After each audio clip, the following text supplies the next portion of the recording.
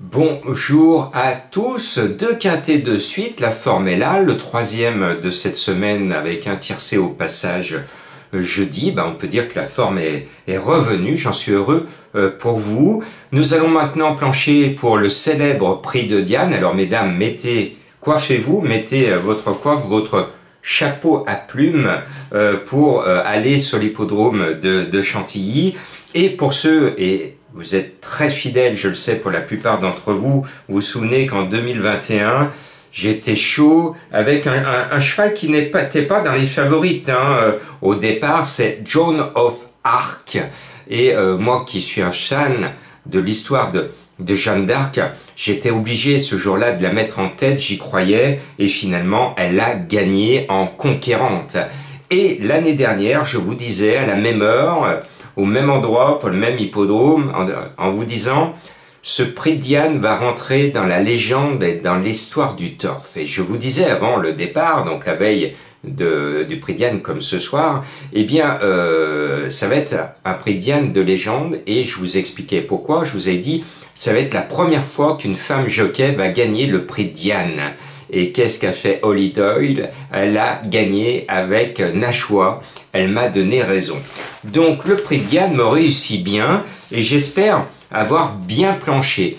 Alors j'ai failli mettre une Irlandaise en tête de ma sélection et même une petite Anglaise en tête de ma sélection. Puis finalement, donc, je me suis ravisé.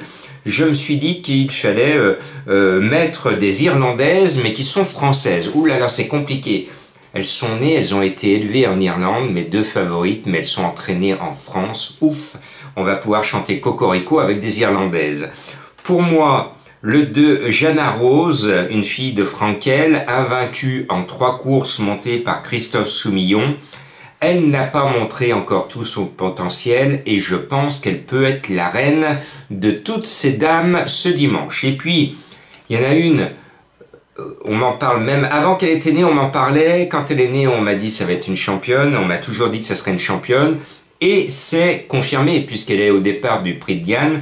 C'est Pensée du jour, le 3. Vous savez, je suis sensible aux noms rigolos, aux noms poétiques. Pensée du jour. N'oubliez pas de penser à elle, parce que ce 3, invaincu en 3 sorties, est capable de le rester sur le poteau. Et puis, il y a une jolie grisette qui est peut-être la meilleure d'Europe, à elle de le démontrer. C'est le numéro 7, Running Lion. C'est la gosse d'Aisne, quel entourage classique quand il se déplace, ça fait mal. Chez nous, les Français, cette lionne va sortir ses griffes. Elle peut toutes les dévorer, c'est possible. Elle peut manger toutes les gazelles qui sont au départ. Au départ, il y en a 15 et ce sont les meilleurs, normalement, d'Europe. Enfin, un échantillon des meilleures pouliches européennes. Donc, ce 7 Running Lion, j'ai longuement hésité à la mettre en tête parce que elle vaut les chevaux que je vous ai mis en tête de ma sélection. Ben là, on tient là trois grandes pouliches. Et puis, il y en a même une 4e que je mets bas. J'aurais pu la mettre en tête parce que elle m'a impressionné, elle a impressionné tout le monde. Je ne vous donne pas un scoop en vous disant ça. Elle a gagné tellement facilement ces derniers temps. C'est Blue Rose Sen, le numéro 14, monté par le maître. Elle a la chance de tirer le numéro 1. C'est un rouleau compresseur. Le seul souci que l'on a avec elle, c'est qu'elle a fait toutes ses preuves sur plus courte distance. Et le parcours de Chantilly avec... la grimpette de la mère Marie, donc le parcours n'est pas complètement plat. C'est un parcours sélectif où il faut avoir du fond et surtout de la tenue, un minimum de tenue pour aller jusqu'au poteau des 2100 mètres. Il y a l'ombre d'un doute, normalement oui, mais il n'y a pas de certitude. C'est pour ça que Blue Rose Sen est 4e dans ma sélection.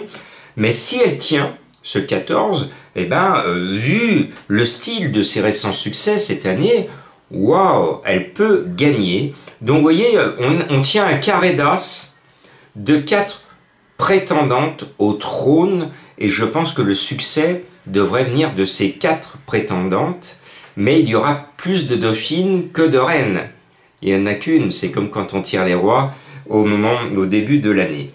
Après, parce que c'est trop facile. On vous vend un quintet de favorites et même dans les grands classiques, on peut avoir la surprise de trouver de grosses cotes à l'arrivée. C'est possible. Et là, c'est possible aussi. Il faudra pas crier au scandale si un cheval a 50 ou 60 contre 1 à l'arrivée, parce que cette pouliche, même si elle est à cote, elle fait partie des meilleures. Donc, elles ont toute une chance. Elles ont toutes des ambitions et que la meilleure gagne, tout simplement.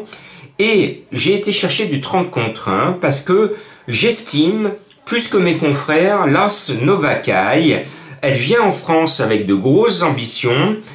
Alors elle, c'est un peu le poule leader de service, elle est abonnée à la 2e place. Mais moi, je signe tout de suite pour l'avoir 2e à 30 contre 1 du prix de Diane, parce que je vous l'aurais donné à 30 contre 1. Mais vous m'en direz des nouvelles, parce que je pense qu'elle ne fait pas le déplacement pour rien. Et puis, il y en a une autre qui vient d'Allemagne, qui est invaincue. On peut dire que c'est l'X de la course, montée par un jockey panaméen. C'est le 12 Lady Evolina, qui peut rentrer dans l'histoire si elle fait l'arrivée. Donc ce 12, qui est également à 30, voire 40 contre 1, eh ben, c'est ma trouvaille. Je me dis, bon, allez, il faut se lâcher. Et moi, j'aime bien les pouliches qui défendent à chacune de leurs courses l'argent de leurs supporters. 3 courses, 3 gagnes, pourquoi pas. Imaginez qu'elle reste invaincue et qu'elle gagne le prix de Diane à 30 contre 1. Pourquoi pas? C'est possible quand une pouliche n'a pas été battue, on ne connaît pas ses limites. Et puis, dans les classiques français, vous l'avez remarqué, les chevaux allemands, et on s'en souvient dans un certain prix de l'Arc de Triomphe, où on avait mal à la tête, avec le gagnant à grosse cote allemand dans un terrain lourd qui plaît aux Allemands. Donc je me dis, attention danger, méfions-nous de la petite Lady allemande qui pourrait créer une énorme surprise pour ceux qui ne vont pas la mettre sur leur ticket. Et puis, il y a une histoire sans fin, c'est le 9 Never Ending Story. Normalement, en temps normal, je l'aurais mis plus haut parce que c'est l'équipe ô combien classique O'Brien, l'un des plus grands entraîneurs du monde, avec André Fabre, bien entendu, qui nous présente Pensée du jour, et monté par l'un des meilleurs jockeys du monde, c'est Ryan Moore. Elle a tiré le 3 à la corde, elle est très bonne, mais ce que je lui reproche, c'est qu'elle a pris la mauvaise habitude d'être battue, et ça veut dire que ce n'est pas la championne de l'année. Parce que la championne de l'année, normalement, la défaite, elle n'aime pas trop. Et elle a goûté plusieurs fois la défaite. Et je me dis, ce n'est pas vraiment le sniper qu'on a l'habitude de voir courir dans les classiques d'O'Brien. Maintenant, la course a été préparée et un tel entraîneur ne peut pas se tromper. Il l'a préparée, il a visé le prix de Diane. Et s'il vient avec elle, c'est qu'il estime qu'elle a la classe pour faire l'arrivée. Et puis je termine avec ce 8 élusive Princesse qui a été supplémenté dans le prix du Jockey Club, supplémenté dans le prix Diane ou supplémenté dans l'Arc de Triomphe, cela coûte une petite fortune. Et moi je suis contre les systèmes de supplémentation parce qu'on dépense des 1000 et des 100 pendant que des gens crèvent de faim à la rue dans le monde entier. Vous êtes bien d'accord avec moi? Donc le fait de mettre des sommes énormes sur le tapis juste pour avoir le plaisir de voir son cheval courir, je tique beaucoup, vous le savez, parce que moi ça fait 12 ans que je suis dans les rues de Lyon pour aider ceux qui souffrent de la faim, du froid et de l'abandon total de notre société. Je referme cette parenthèse. Donc le 8 élusive Princesse a été supplémenté cher pour courir cette course classique, ce prix Diane. Elle vient de finir dans le dos de l'une des grandes favorites de la course, donc la ligne est bonne. Michael Barzalona est aux commandes, il a tiré malheureusement le 14 à l'extérieur au départ, mais un tel geste, on met des billets sur la table, ils ne le font pas sans raison. Donc je suis obligé de vous mettre ce 8 Never Ending Story, qui est en capacité, à mon sens, de faire quelque chose de bien. Et Madame Colombo vous glisse le 6 Tasmania de son côté. Vous le savez, elle est là pour vous donner, dans le plus pur des hasards, un cheval qui est souvent à cote et qui, assez régulièrement, fait l'arrivée. Merci à vous tous, bon prix de Diane, et j'espère, comme l'année dernière, que ce prix de Diane va rentrer dans l'histoire et va marquer l'histoire des courses. Pour cela, on en reparlera demain.